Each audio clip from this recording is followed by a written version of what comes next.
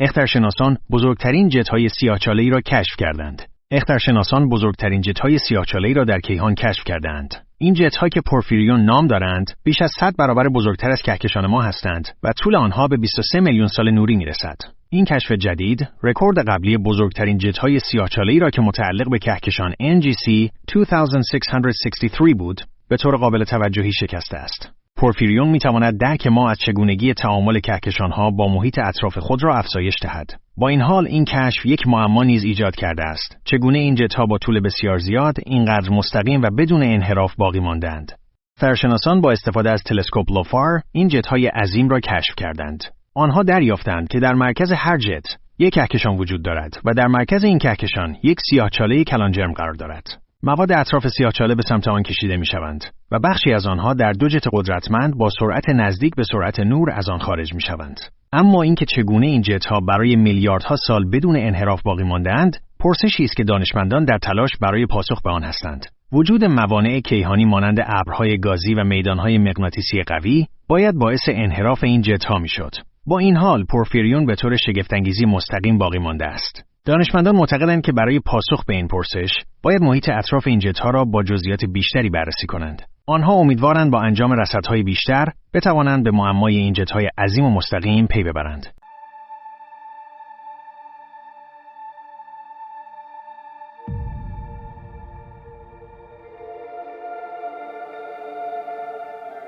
We've discovered a twin jet system emerging from a black hole, and this pair of jets is about 23 million light years long. That is not just the solar system, not just the Milky Way, but 140 Milky Way diameters in total. That makes it the largest structure made by an astrophysical body, like a black hole, ever observed. I'm Nuri. I'm a radio astronomer here at Caltech, and I study cosmic web and giant jet systems from black holes. In the center of every galaxy, there is a big black hole of about 1 million to 1 billion solar masses. These swallow stars and dust and plasma that comes close to it, but they do not swallow everything that comes close.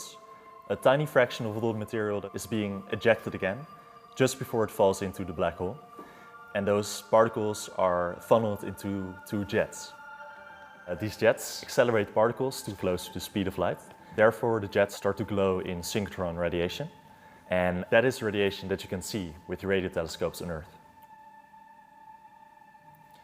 What we tried to look for initially was a radio signature of the cosmic web. The cosmic web is a large-scale structure of the universe. It is the network of matter that pervades all space between the galaxies. It is possible to image the cosmic web using radio telescopes, we think. And while doing that, we found some very big outflows that were coming from galaxies. And using our new images, we were able to find 10,000 of these new objects.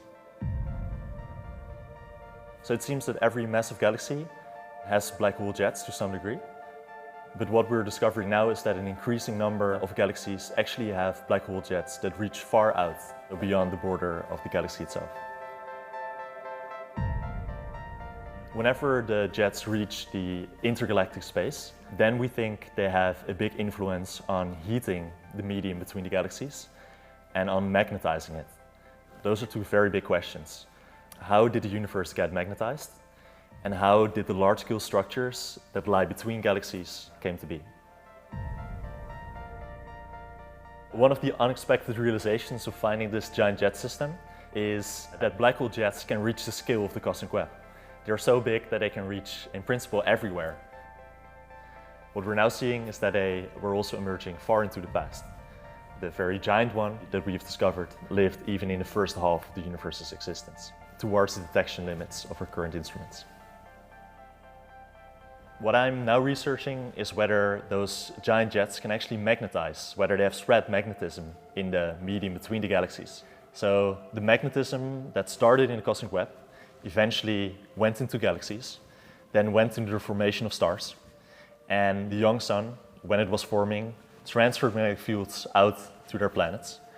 So even for understanding the origin of life, it is important to know how magnetism in the cosmos has come to be.